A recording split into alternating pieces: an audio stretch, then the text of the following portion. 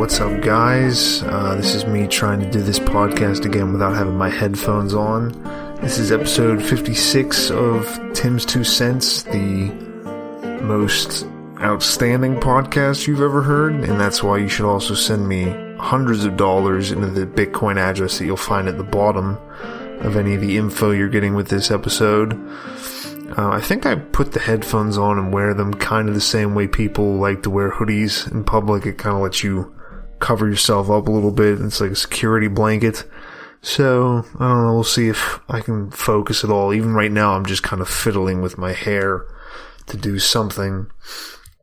Just to get these out of the way at the beginning, you can, first off, specifically for this show, the Tim's 2 Cents, you can go to tim.town/clouds. That'll take you to Mount Baker Vapor. They sell all kinds of e-juice, e-cigarettes, vaporizers, everything legal, everything top quality from everything I've ever had. I haven't died yet from using their stuff. They also sell atomizers, coils, anything really you need to switch from cigarettes or just to supplement your cigarettes if you want even more nicotine. Like, say you want to be able to just be more obnoxious inside than just smelling bad, you can also make even larger amounts of clouds than just with a traditional cigarette or a cigar. But check them out. Also, for all of our podcasts on this network, and we're getting more, it seems like, by the week, eToro is a social trading platform.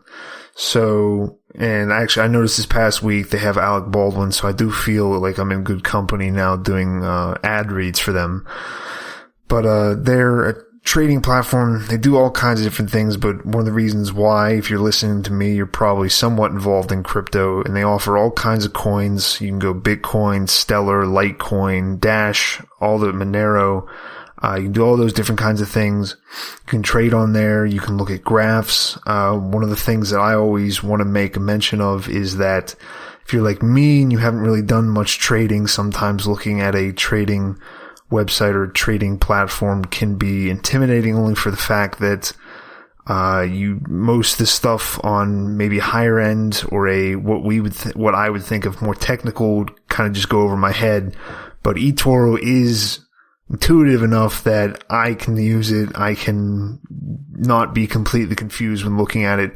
But if you're more involved, if you know more about it, you can take it pretty much as far as you want to, as far as looking at graphs. You can make candles. You can make all the different connections. You can free write on the graphs if you want to just do some kind of weird, like graffiti style thing on people's graphs. You want to do that. I mean, obviously it's not going to be for other people, but you can draw whatever you want on those if you do want to. Also, one of the cool things about, I mentioned it being a social trading platform, you can follow other people. You can look at the trades they're doing. You can set yourself up to do the trades they're doing, and then say you get good at it, you start making money. You can let other people match your trades, and then you get some of their money whenever they make a trade. So it's a sharing. You don't have to go, you don't have to switch back and forth between, like, wherever you're going to trade your coins, then to Twitter to see what people are saying. Twitter is a mess anywhere at this point, especially crypto Twitter. So it's nice to have all that together.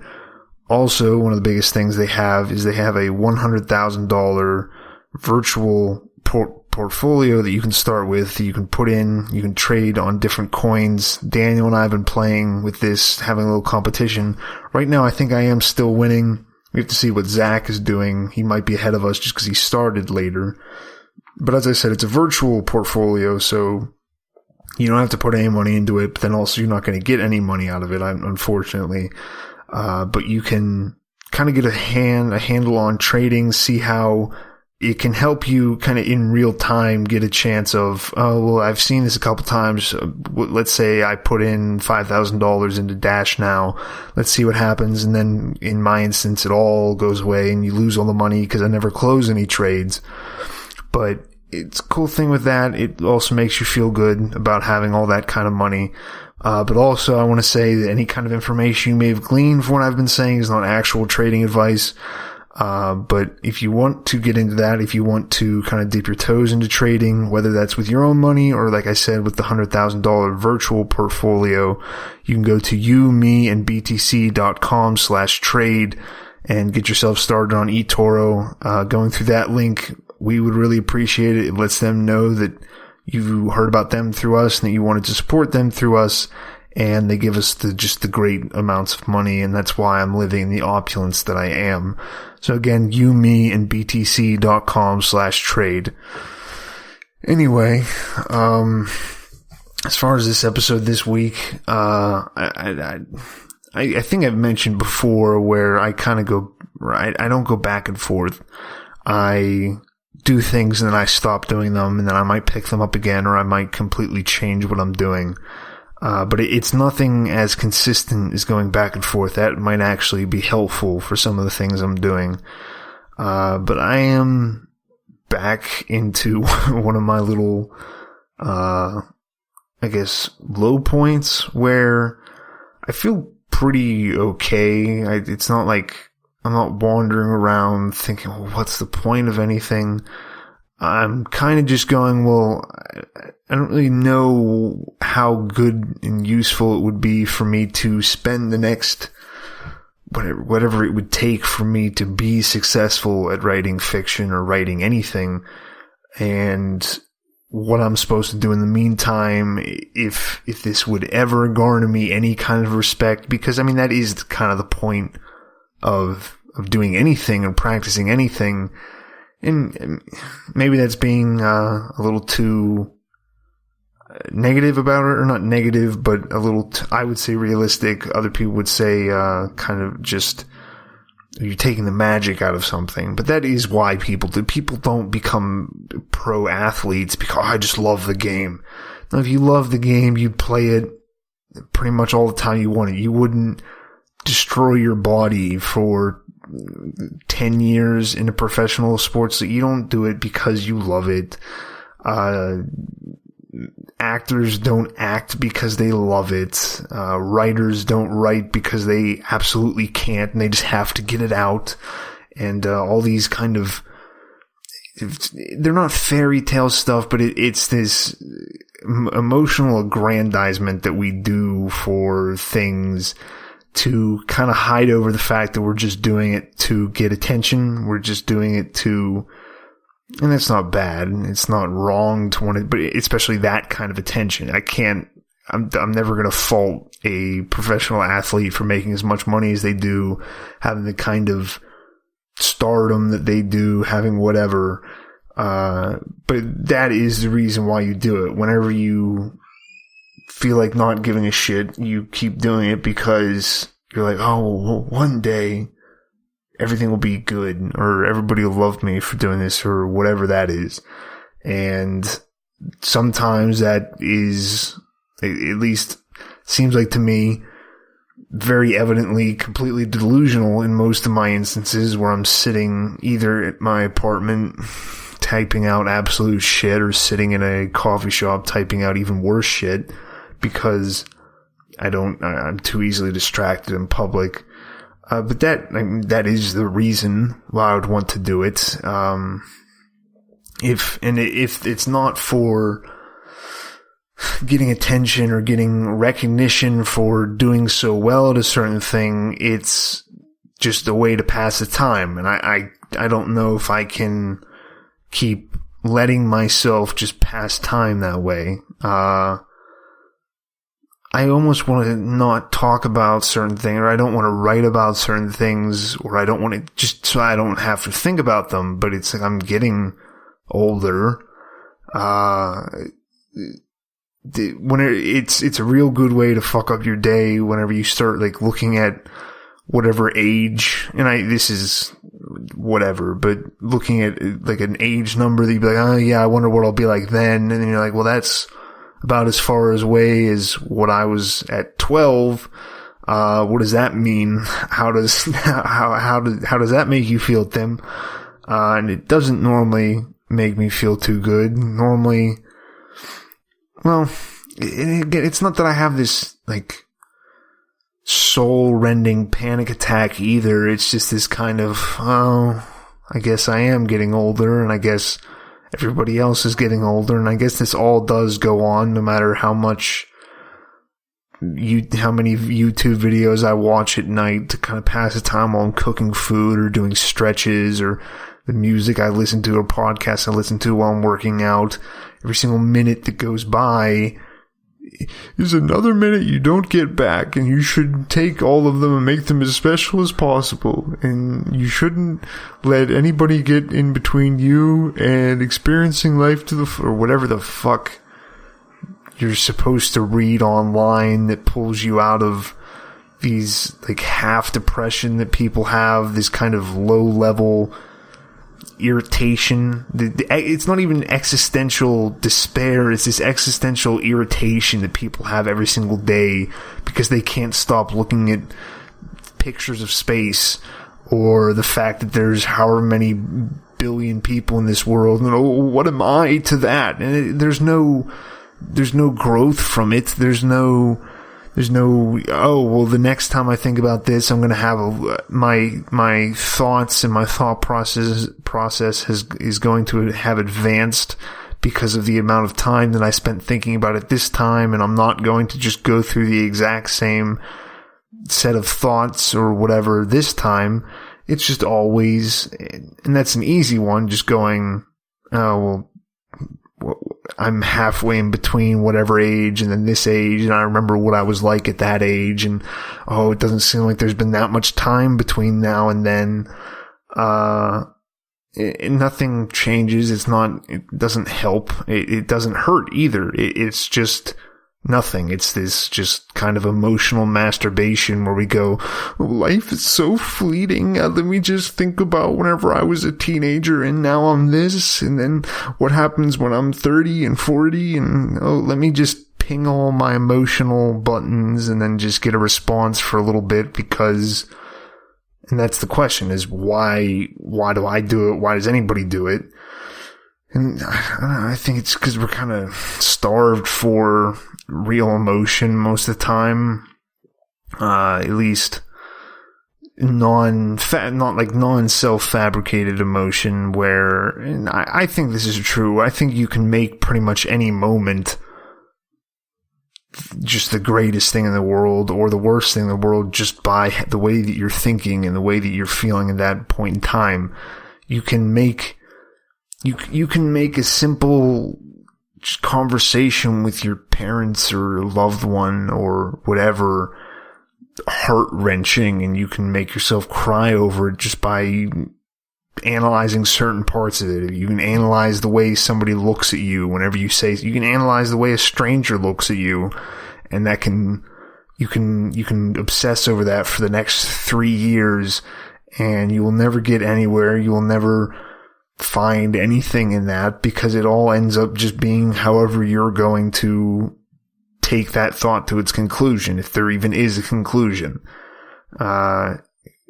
You can also make any moment, any look, any glance, any whatever into just this inspiring. You feel the good mixture of butterflies in your stomach, and you feel kind of this warmth inside of you, and you feel empowered by it, and you feel whatever you want to feel in your states of your most positivity and your highest emotional point in the roller coaster. And it all is just how you want to feel about it. And that does kind of take away from the, like, not the usefulness or the enjoyment of it, although it can. You can let yourself kind of just lose you can let yourself lose a mastery over you can let yourself kind of become numb to what I would say would be a natural response to something. We're capable of beating our emotions down till a puppy running up to us with its tail wagging, and it's what we see. I'm doing it right now, where I'm like, I hate it when people say the dogs are smiling at somebody. I'm like, no, it's just its face. It's not smiling. It doesn't know what smiling means. But that kind of natural reaction of that is, oh, I'm so happy and this dog loves me and this is just great. Or whenever somebody looks at you and then you kind of feel that warmth inside of yourself and you go, this person sees me, they know me, they care about me, they want me to be here. And you can numb yourself to that. And you can kind of take that away from yourself if you are hyper focused on everything. You can also use that same process to numb yourself to negative stuff, and you can numb yourself to getting angry at traffic. You can numb yourself to getting angry at other people for doing stuff. You can numb yourself to a lot of things. And I mean, again, I don't even know if it's necessarily good to numb yourself to any of those things. Probably the best possible outcome is that you're just not numb to anything and you just react like an animal. You just go from one position to the next. But then there's other thinking that if you just constantly react to things, then you're giving all of your own individual power over to wherever you're reacting to.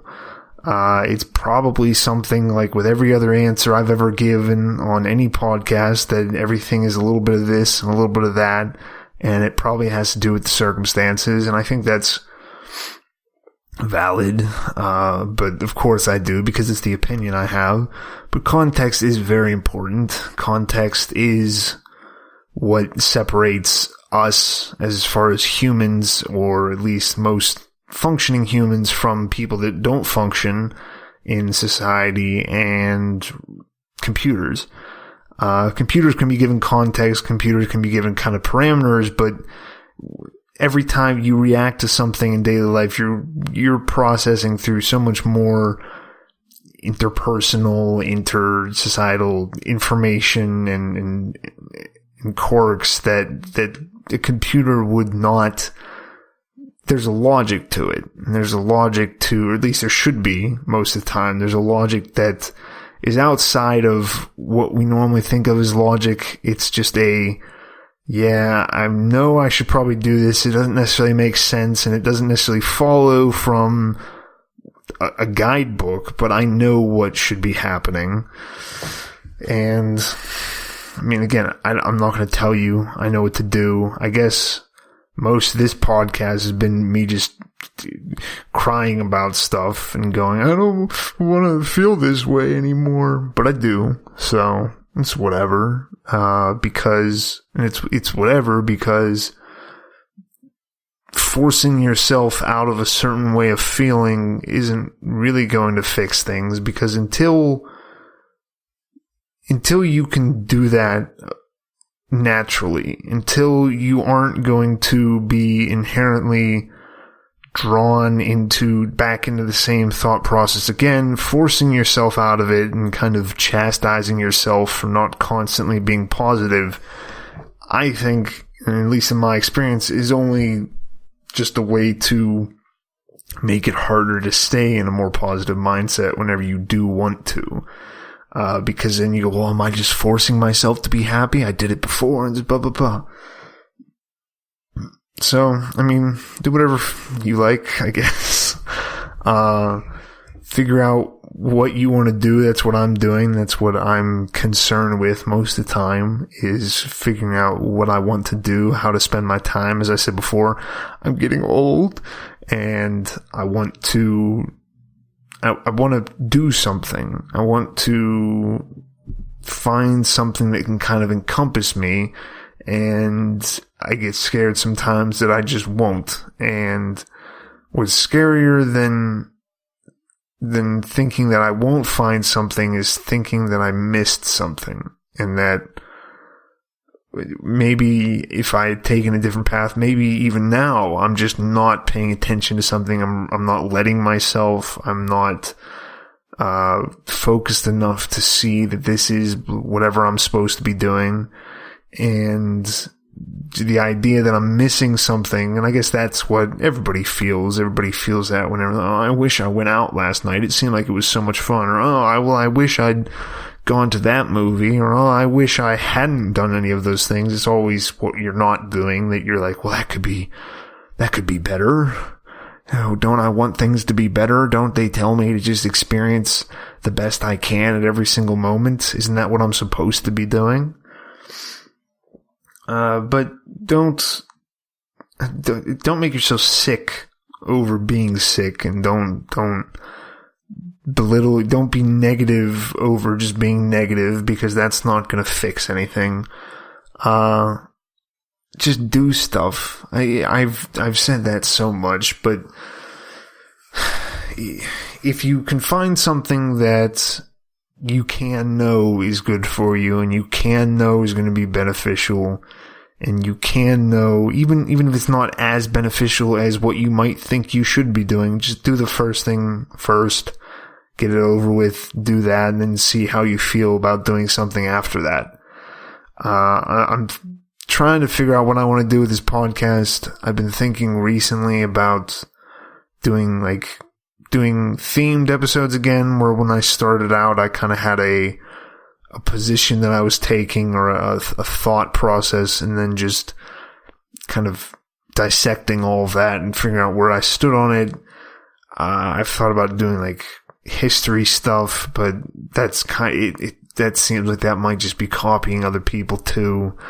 I've been listening to too much of Dan Carlin put out a new hardcore history episode, and I like them they're entertaining more than probably informative, but I get annoyed sometimes at just the we're just gonna have fun with history, and this is awesome, and it's just like, okay, Dan, let's not get like this. You're talking about people being murdered all the time. I'd rather you have a little bit, and he's serious sometimes too, but it's this kind of forced, I'm sure he's taking this serious, but it just seems very, very square to me, if that makes any sense. So I've been thinking about doing, I don't know, maybe something like that. Maybe just take one specific point in occurrence and action or whatever, and doing an episode on that. I could do longer episodes. I could do shorter episodes. Or going back and then just doing different viewpoints, or just doing all of those. It doesn't really matter. It's not like I have somebody telling me you have to do this, you have to do a certain amount of episodes on this and on that, because at this point they would have given up a long time ago as far as making this profitable. But we'll see. Not really sure what I'm going to make for the notes this week, because I'm not really sure what I talked about. Maybe I need to start writing notes for this again. But, keep doing whatever. If you are still listening to this, I appreciate that. You can always, I'm going to take that out. Just because I feel like there was probably a better one. You can get me on Twitter at BakersDozen93 if you think any of these ideas are particularly good or bad. I'm on my Twitter about once a day, so I'll see on there if you do respond. That'll also let me know if people are listening. But yeah, as far as advice, I don't know. If you've listened to this whole episode, you know you shouldn't be taking advice from anything I'm about to say. But don't do what Yoda is, do or do not. There is no try. Don't get stuck in a trying stage for something. Don't get stuck in the stage of, am I going to do this or am I going to do that? Because even if the negative, the one side is so negative, the one side is so positive, doing one or the other is better than kind of going half and half between them and going, I don't know. Because it's just going to be better in the end if you just choose one thing over the other, instead of constantly going, what should I choose? What should I choose? What should I do? What should I do? And you'll go less crazy, I think, if you just make a choice about something. So make a choice. Say yes, you can. I don't know. I was trying to make a joke on presidential slogans. Did George Bush have a slogan? I think his dad had the no new taxes, and Bill Clinton said everybody was just going to get blown wherever they were sitting.